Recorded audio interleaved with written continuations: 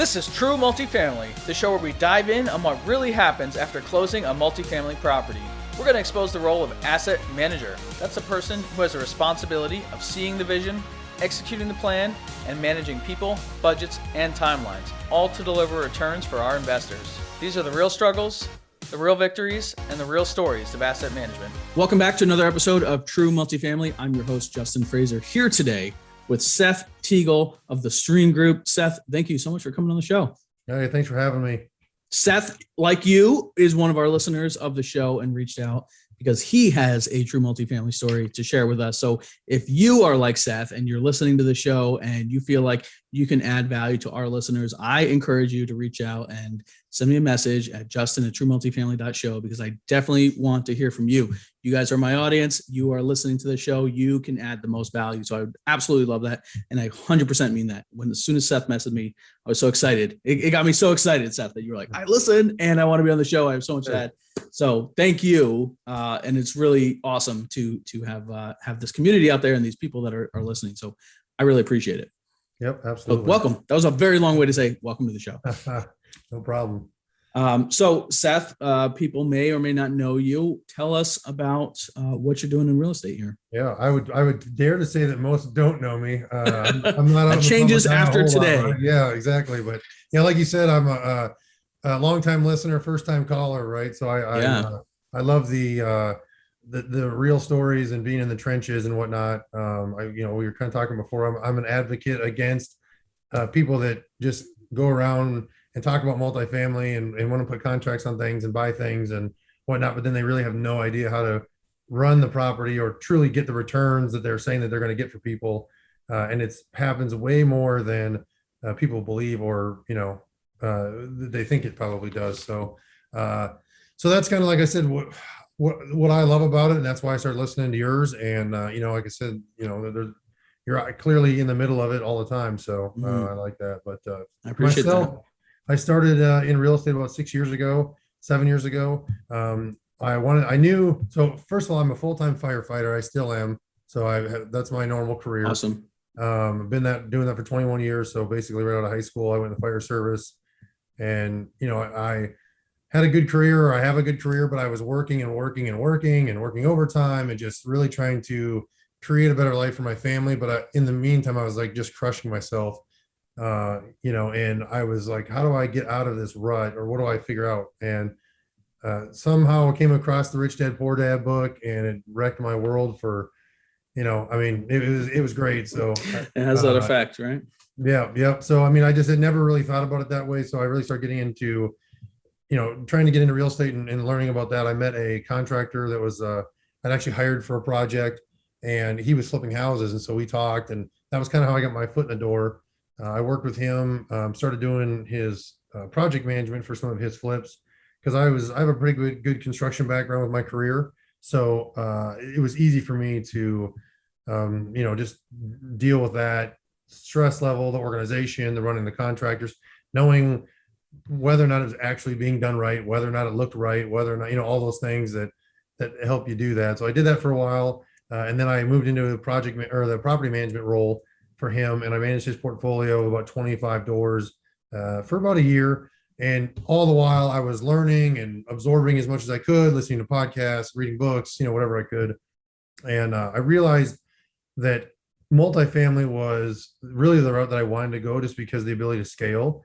And, that's really where, like, I kind of feel like there's two different levels in real estate investing. You're either small and struggling to make it, or you're really big. You go really big, and then you have this big machine that you're trying to take care of. And I shouldn't say machine in the fact that, like, you just got to keep buying properties and deals, whether they make sense or not, but it allows you to kind of take some of the tasks that, if you're a single owner, you have to do all of them. Yep. And really hire people or push it out onto other people. And it allows you to, it makes the workload less for you as an individual. So I bought into the multifamily stuff. It kind of gone back and forth on what I wanted to do, or how I wanted to make my first purchase, because I knew that it had to be a home run, and was able to talk to another investor that I knew was an older guy that I had a great relationship with, and pitched him on the idea of taking my money and taking his money, and we go find the biggest thing that we can buy, and let's do it, like, all in, we're going to get it done. And I found a 50 unit in a submarket of Columbus, Ohio, really like a tertiary market. But I went out there because it was, it was like, where can I get the most for my money?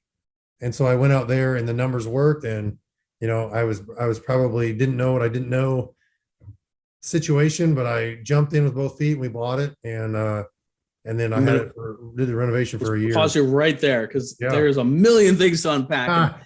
Everything you just said is so good. I know. Super happy to be here. So. I love it, man. I love it. So what you just said is you were working, right? And this is in your role as a firefighter, right? Yep. And you read the book and you had this moment of inspiration. And so you found a guy who was flipping houses and you're like, let me kind of learn from him, help him add value to his organization. And so you're doing like some construction management and all that. And then the next year you see an opportunity to say, well, why don't I property manage these things for you? Right. And so you're continuing to add value. You're not an owner, but you're adding value and you're learning the business as you go.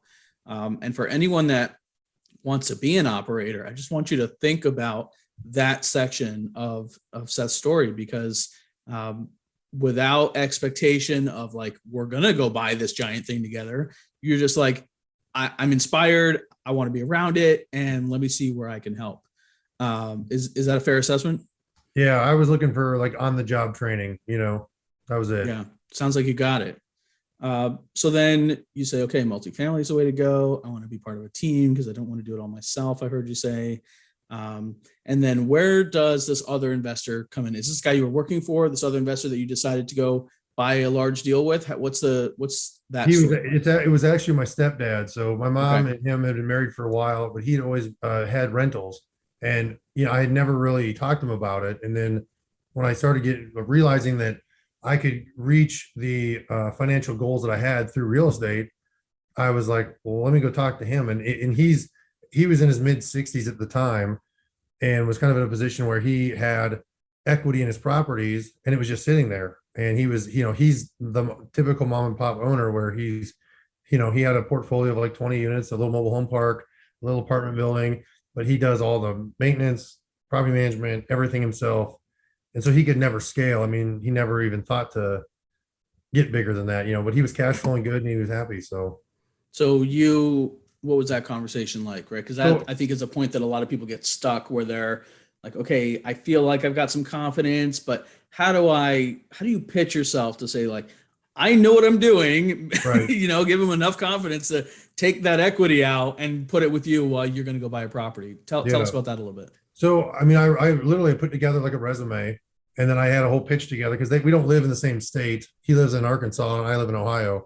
So I knew they were coming up to visit and I knew that there was potential for us to do some kind of partnership. Obviously has no obligation to me to do anything. Mm-hmm. And so I just took it on as if I was like going to a bank or as going to somebody else. I put together a whole document of, here's the projects that I've managed. Here's the size, here's the budgets that we had done.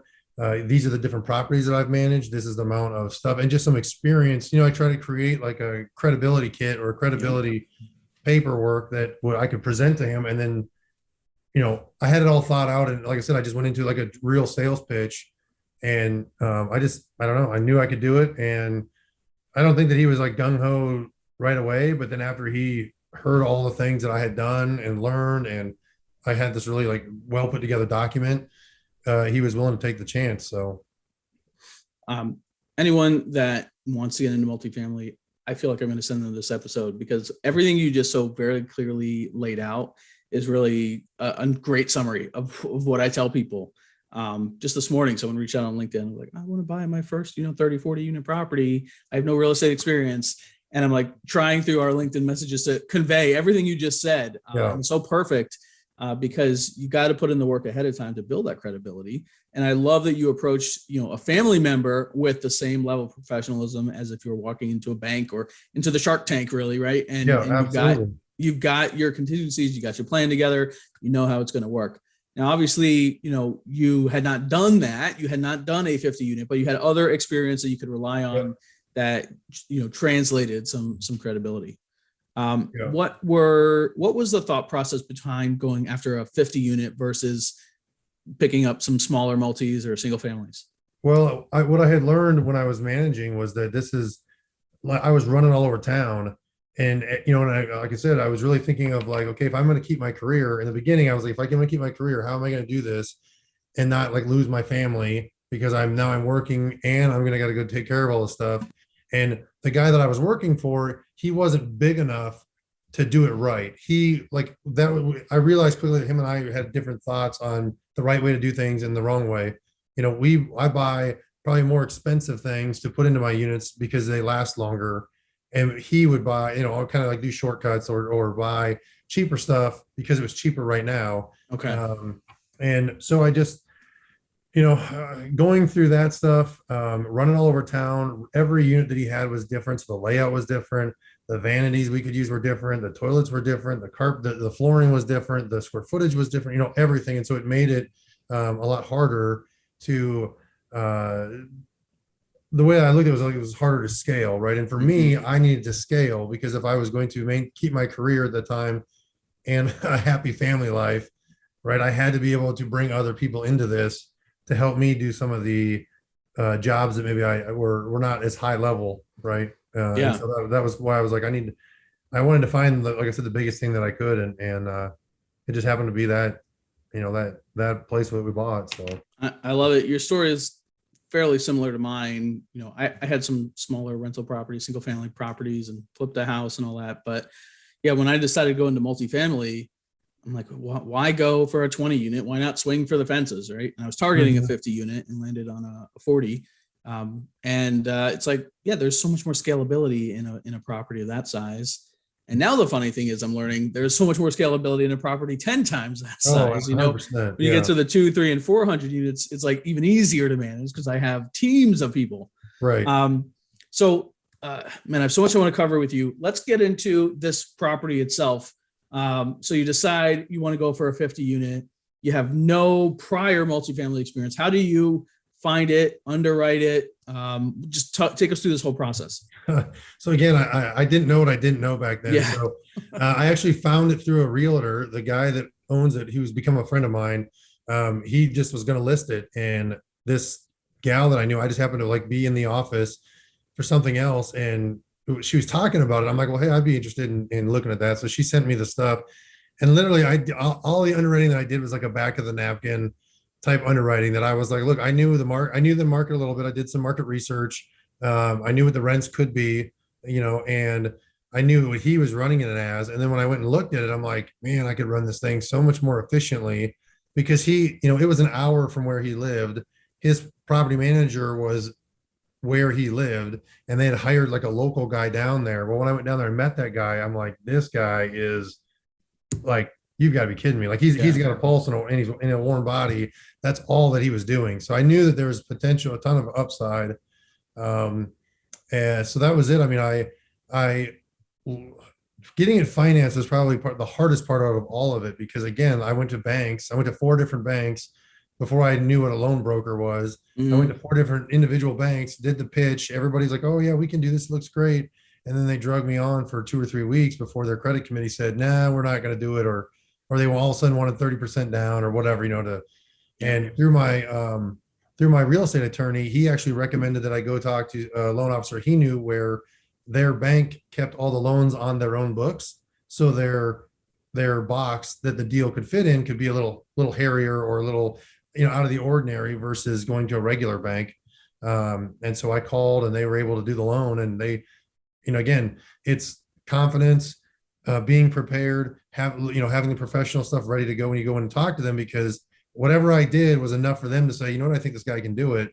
And so they did the loan. It was a $1.7 million loan, first loan I'd ever done. And they did it. And I look back at it now and I'm like, man, how did I ever get that to work? But what do you think, what were the reasons for rejection from the first few banks that you went to? And what do you think was different about the last one? So some of them were, it didn't cash flow to their debt coverage ratio in the beginning that they wanted. Some of it was, 2 of them I got told, well, your resume is great. Again, I went in there with my resume, went in there with all my experience. They're like, this all looks great, but you've never owned apartments. And that was like the killer, right? They were, you could flip houses for 20 years, but you've never owned an apartment complex. You've never had this big of a budget and this huge of a loan before. And so I realized, early on that even guys that like I've got a lot of friends that flip houses, and they all want to do a deal with me or be involved so they can kind of get a cockpit view of what I do, so that way they can at least build a little bit of a resume and have some idea. But yeah, I don't know. Like I said, then I went, I think it was a lot of the recommendation from the attorney that I knew, so again, it was network.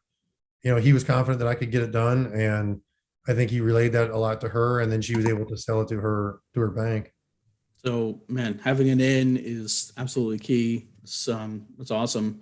And you were still local. And so one thing that I ran into when I was looking for my 40 unit a few years back was that I did not live near the property. I was 6 hours away, multiple states away. I was in New Jersey. The property was in Virginia, and every bank was like, who is this guy from New Jersey? Right. Why am I going to lend him, similar loan amount actually too?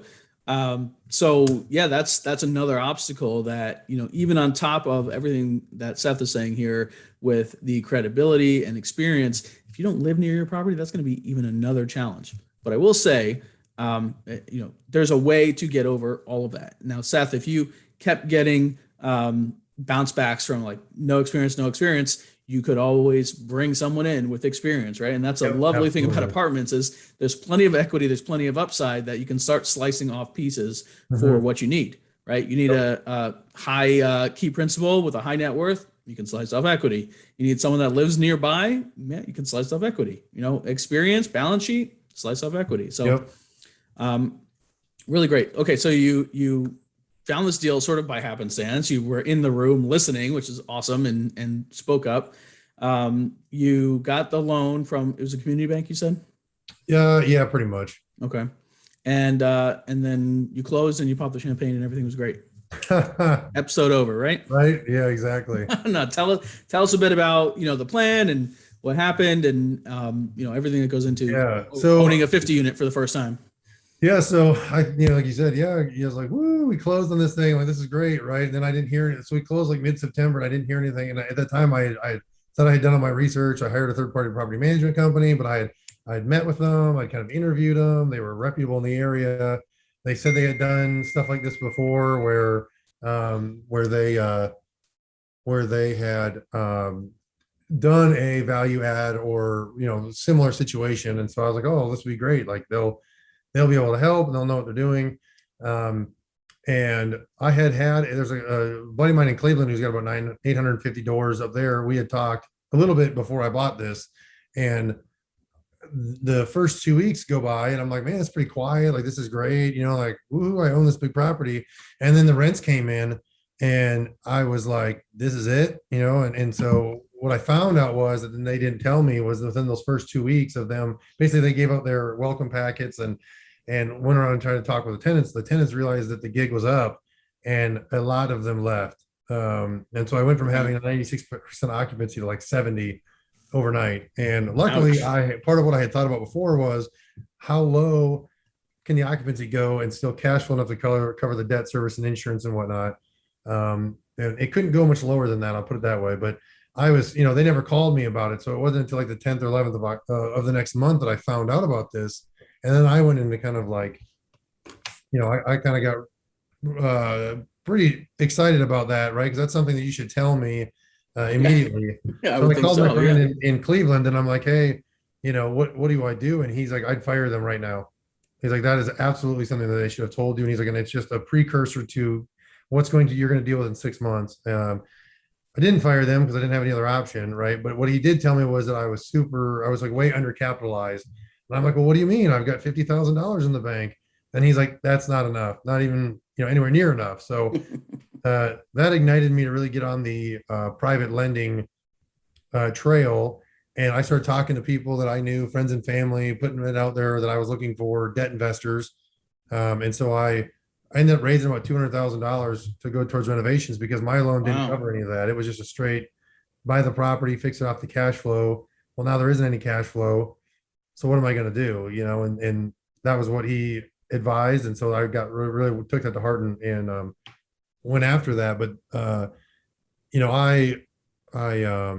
it caused me to end up having to do a lot of the work myself in the beginning. And it was just kind of one of those things where it's like, okay, I own this. It's either going to fail. I'm going to lose all this money, or I'm going to just, dig in and have some grit, and we're just going to get through it. And whatever that looks like is what it's going to have to be. And, it ended up being really great because, a year later, we ended up refinancing and made $1 million in upside. So, Oh, that's all. right. It made it Love all it. worth it. All the sleepless nights and the hard work. Did you paid off your private debt then with that out of the refi? Yep. Paid off all the Wow. private debt. So you Paid off, borrowed, you borrowed $200,000 from friends, family, people in your network for debt for this property and put it to work. And then a year later, we were able to refinance and bring $1 million out of the refi. Is that what happened? Yeah. Yep. Man. So, So it was, I got to the point where, like I said, we were any credit at my home equity line, credit cards, anything that I had, I was using because I just knew if I could get this property right and get it to the refi that it was like my proof, right? I just knew that the plane then would be off the ground and we'd be flying. So it worked out pretty well. Like I said, I ended up terminating that management company. There was a whole lot of problems with them. How far in did you terminate them? So foolishly for me, I guess I waited the full year because I was so focused on the contractors and the renovation and budgeting and doing all that I was like, the last thing I want to do is deal with the leasing side. Yep. But they weren't leasing to what we had agreed on. They were moving the needle, right? But it wasn't like to market. And then the other real problem that I had is because I was on site so much, like I would always have tenants coming up to me. They're like, "Hey, I've got a maintenance problem, but I can't get a hold of anybody." And they were so insulated in their office and wanted the tenants to communicate with them via online or, call the maintenance line. Well, then you call the maintenance line, you're getting a automated service. And, and if you're in C class, a lot of tenants either don't have computers, or they're not real savvy online. They rather than be bothered or bogged down by digital, calling and having to go through 20 prompts, they just don't call.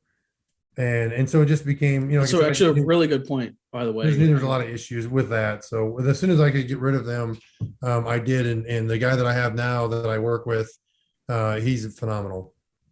Do the listeners ever call the emergency maintenance line for your management company? What is that experience like? What is the process for calling the office? How do they answer the phone when you call the office during business hours or after hours? It's something that we all probably need to be doing more of because that is a big part of the experience that you don't even really realize. So I love that tip, and actually something I'm going to write down over here because that's something that I need to do more of. I do it every now and then, but calling the emergency maintenance line, like what if it just goes to a dead end number and no one's calling it, and then the tenants never tell you, and then you're just frustrated, right? And everyone's frustrated. So what a great point.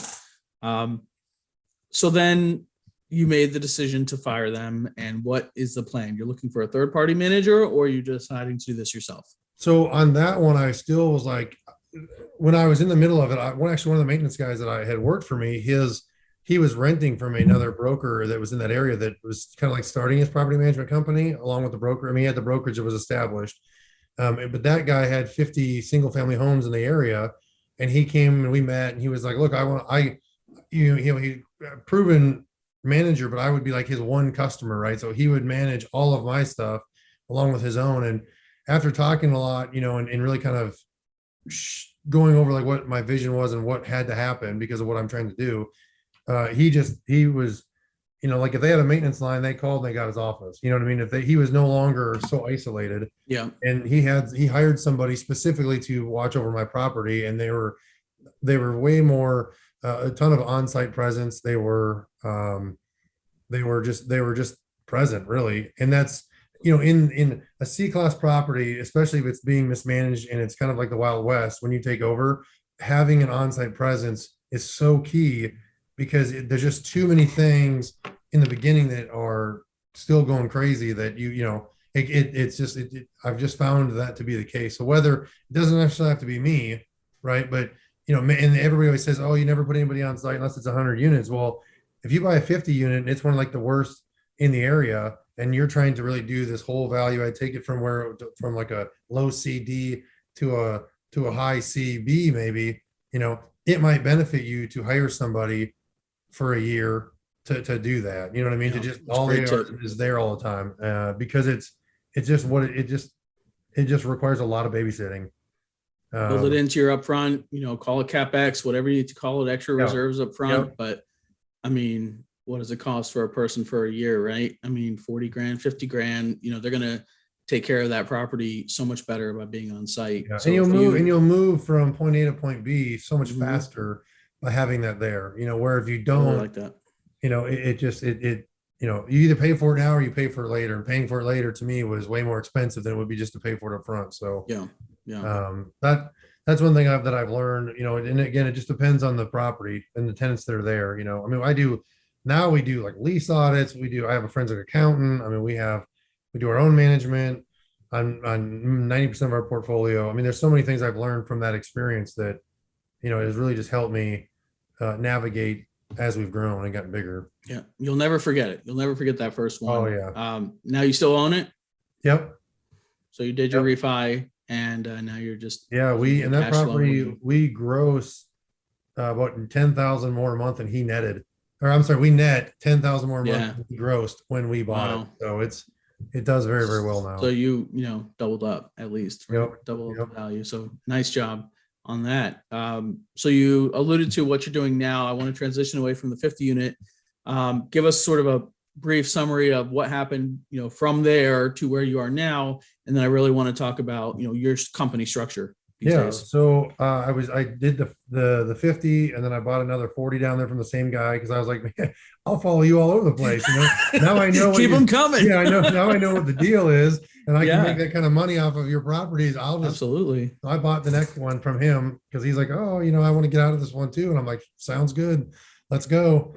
And so that one went well, and then I was really in a weird spot because I was so busy like running the properties and making sure that everything was going good and really asset managing, right? Because I wasn't on the ground. I've never signed a lease with one of the tenants. I've never answered a maintenance call. I mean, I didn't have to do that kind of stuff, but really being in the thick of the operations is, it's hard to be the podcast guy and the marketing guy and the growing all this other stuff when you're in the middle of all that, which I love that. That's like my that's probably my wheelhouse. I enjoy that stuff a lot. But in that, I was like, how do I start raising capital, right? How do I start meeting these people, on a big scale to go buy this huge property? Well, I started thinking, I'm like, Columbus is like a super hot market and there's all this out of state money that wants to come here. And so I thought really what I need to be doing is promoting myself as a solid operator in my market. And if you're looking to buy something in my market, I'm the guy to call, right? And so doing that on some different like Facebook groups and whatnot, I met a couple guys that were from Utah that were looking to buy in my market, and they had no local presence. They didn't know anybody out there. And I was like, look, let's partner up. You guys have the KP, you have the net worth liquidity, but you can say, hey, this broker called me about this property. What do you think? And I can tell you exactly where it's at, what that area is like, because brokers are always going to present the best light. Every area that they're trying to sell in is a growing area. It's all gentrifying, it's going to be great. And it's like, I can, like, the city's dumped $10 billion into that area for the last 10 years, and it's not changing, I mean, so there's a lot to, I would say that if you're out of state and you're buying somewhere else, one of the biggest pieces you need to find is a local person that is actually operating or knows what they're doing in that market, because it's huge. And so we did 2 deals with those guys, 180 unit and a 70 unit. And I actually, it allowed me to propel into the property management side. So I have a separate company that is the Stream Group that we now manage. We have our own construction company, and like I said, and we buy apartments. So we've completely vertically integrated. Those guys have their own company still. It's like a kind of a deal by deal basis, but it allowed me to go from, my 100 units to almost 400 units overnight and be able to manage that stuff. So that kind of is what we started doing. And now we're up to just under 600 doors. And I actually submitted the LOI on my first 305 unit property. So it's a big one. Yeah. That'll double you up. That's awesome. It'll be more. So, all right. So 600 units, you're buying the properties, you're self-managing, you built a management company. You also said construction company. So do these companies only serve your 600 units, or do they take on Yeah, third party it's just customers? our stuff. Yeah, because I'm not a broker, so the guy that I ended up doing property management with for the 50, I brought him in on a deal I was doing and gave him some equity so I could kind of secure him in so that he wouldn't let my stuff go. And then he is a broker, so he's kind of like my affiliate broker if I wanted to go out and do somebody else's. But right now, it's just I'm solely focused on our own stuff because if I come, I always think of it as this: if I come to you and I say, "Hey, I want you to invest in a property that I'm doing," and I think you're going to get an 8 pref with 18% IRR or whatever, how do I really know that that's going to happen? And to me, I only know if I'm directly involved in the daily, not necessarily the daily. Again, I'm not on the ground at the complex every day, but we have team meetings every week, and I can drive to any one of my properties. I don't, nothing. I haven't bought anything that's more than an hour from where I live. So you guys that buy, like you buy in other states is absolutely crazy to me. I'm not at that comfort level yet to let to allow that to happen. But because I've seen though, like I've bought a property from guys that the 70 we bought in Columbus. Those guys lived in California. They bought the property. They didn't have enough capital. It went down really quick because the management company they signed on was terrible, and we bought it from them in a distressed situation. Great for us, but I mean, those guys lost a lot of money on it, and so that's really it. Is if you don't know, if you've never done it before, you're making it even harder to go into another state and buy without having somebody local, like a local operator that knows what they're doing. At least that's my 100%. No, I agree. And to get around that, we usually do have some kind of local partner, local boots on the ground, because you need to have somebody that can go by the property and see what's going on every now and then, especially if you're a plane ride away.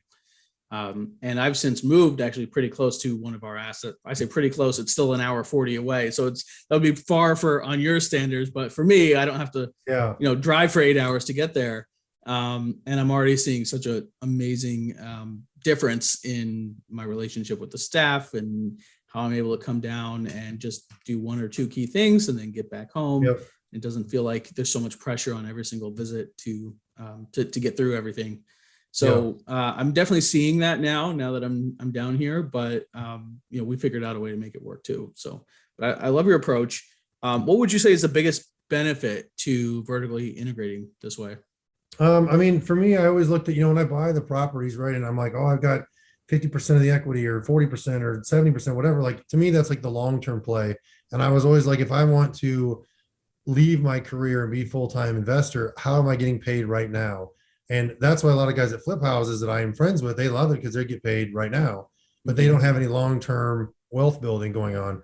And so it's really been helpful because not only are we able to, be, knowledgeable of what's going on in our properties, but I still act like a property management company. So there's still a 10 to 15% fee markup for me managing the construction. And for me, like I said, because of my size now, I've worked a really, really great deal out with Lowe's. And we created a national buying account where our pricing is heavily discounted because of our size and the amount of volume. I'll do over $1.5 million in the one store that's local to me this year and have become their biggest customer. And then we've got a couple of accounts like that. And so because of our size and our scalability, it's helped me reduce my costs, but I still, like I said, the company gets paid to manage. I get paid for that. We get paid to manage the construction. So all of that is built in when we underwrite, because if it wasn't paying me, it would be paying, the third party person. So we just treat it that way, that's, so it helps me now. And then I'm also, like I said, it helps me later. So that's part of what I love about vertically integrating. And then, like I said, just the ability for the like Lowe's and whatnot to recognize you as like they're chasing you down and trying to get you, all these discounts and whatnot. Where before, when I was just me by myself, I was just another guy standing in line at the pro desk. No, I've had similar experiences as well, and it's kind of nice, right? Yeah. I had an interaction with the head of Bear Paint for all of North Carolina. He's literally helping me load, giant cans of paint in the back of my truck and all that. And you feel a little special. But the pricing, that's where it's at for sure. Yeah. What does the staff look like for each of your companies? So we have the construction sides. What I did was I found a guy that was, he is a Hispanic guy that I knew through a friend who was flipping houses, and he had used them on some flips. And I loved it because he said that this guy does phenomenal work. You don't have to babysit him. I'll walk a house with him. We'll agree on a price. I come back a month later and it's done. And I'm like, that sounds like a guy I need to meet. So I met with him, and he was kind of very loosely structured. He was calling himself a construction company, but like he really didn't, he was licensed, insured, and all that stuff. But he just like he had no like real business side set up. And so what I did was I just pitched him, and I'm like, look, let's do a 3-year contract where you come and work exclusively for me and all of our properties. And by doing so, his guys can fine tune everything, but they do roofing, concrete, everything. I mean, they can do everything. And so it's got about 35 guys. And at this point, I mean, we originally were going to do like a 3-year contract, but now we've pretty much absorbed them. And, we have, again, I keep them just for myself, but I don't have any contractor problems. I don't have to deal with different bids and whatever. I mean, the price is the price. We know what the labor price are.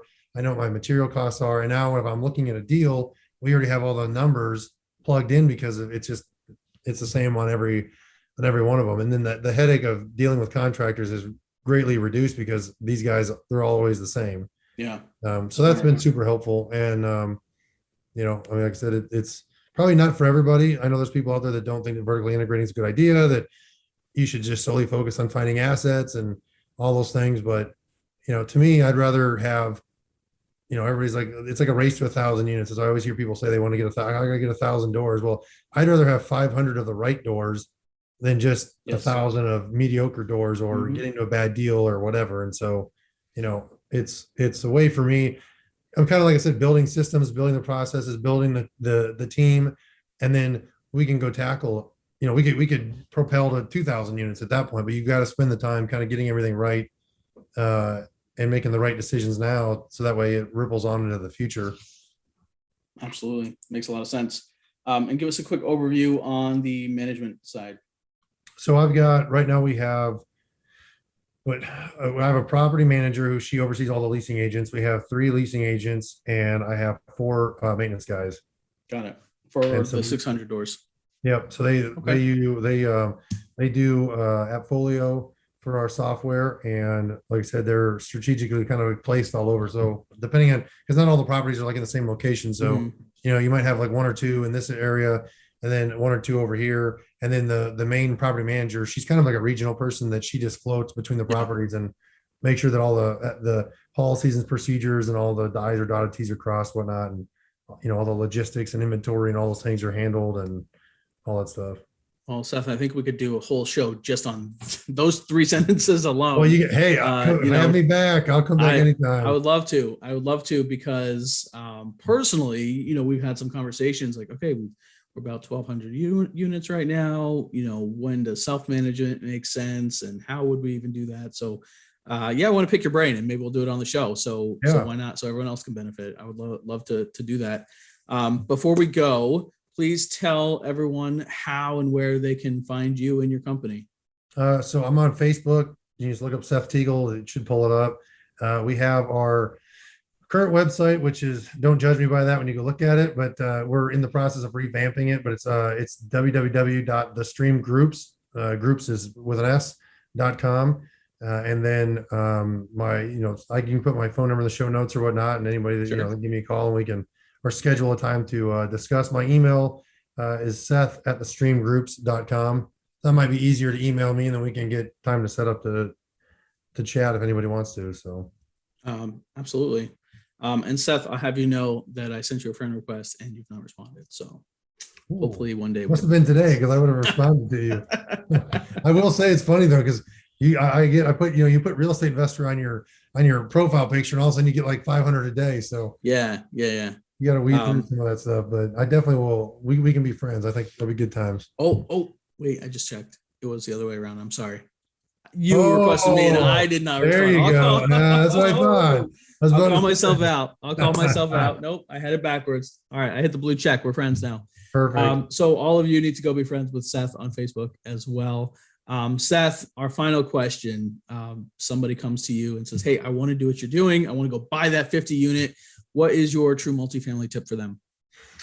I would say two things. So if you're somebody that's brand new getting into real estate, I would find somebody that's doing something, even if it's a 4-unit, and offer to help them with whatever that they may need. And it may just be they need an errand, they need somebody to run errands, right? To go to Lowe's and pick up material or go do whatever on that side. So I think, again, people always say providing value, but thinking about it long and hard. Buying lunches and coffees are great, but I don't have time for everybody that wants to do that. So Great tip, by the way. I would say find what you think would be a pain point for somebody and fix the problem, and then present them the solution. You'll get their time. And then second thing that I offer to a lot of guys that I'm friends with that have either flips or single family rentals, rather than doing your burst strategy and refining and go buying your other one, I've told them, refi that thing and take that cash and put it into one of my deals. And then you get the cockpit view on what it's like to do large multifamily, because I only have so much time. And anybody that invests in my deals, I answer their phone calls when they call. You know what I mean? I said I'll carve out time for that. And so I've taught a lot of guys, single family guys, they might not be able to go take down a 50 unit right now, but they can put in $50,000 off that last flip they did or whatever. And now they've bought themselves a place at the table to where we can meet, we can talk, we can, and that's the safest way to do it, right? Is you're learning from somebody else that's already done it. So that's kind of what the two ways I go about telling people that want to get into it is, pretty much that, because otherwise it's hard to take people serious. I've had a lot of people say they want to get involved and you give them actionable steps and then they don't do anything. So that happens a lot. It does happen a lot. 100%. I love those two tips. So such great advice. And I couldn't agree more. So Seth, thank you for coming on the show. If you missed any of Seth's contact information, that is on our website, truemultifamily.show. Go to the episode page and learn all about Seth, get all of his social links, website links there. If you like this episode, please leave us a rating and review. We'd love to hear from you. And if you're like Seth and you have a story, please come share it with us, because I would love to chat with you, and I'm sure Seth would love to chat with you too. So Absolutely. Please come on. We'd love to hear from you guys. Seth, thank you for reaching out. Thanks for coming on the show. I really appreciate it. Yep. Thank you for having me. Have a good day. You too. Thanks for listening to another episode. Check out our website at truemultifamily.show. And if you have an amazing story to tell, share it on our Facebook community, and you might just be the next guest on the show. We're also on all other social networks. Just search True Multifamily.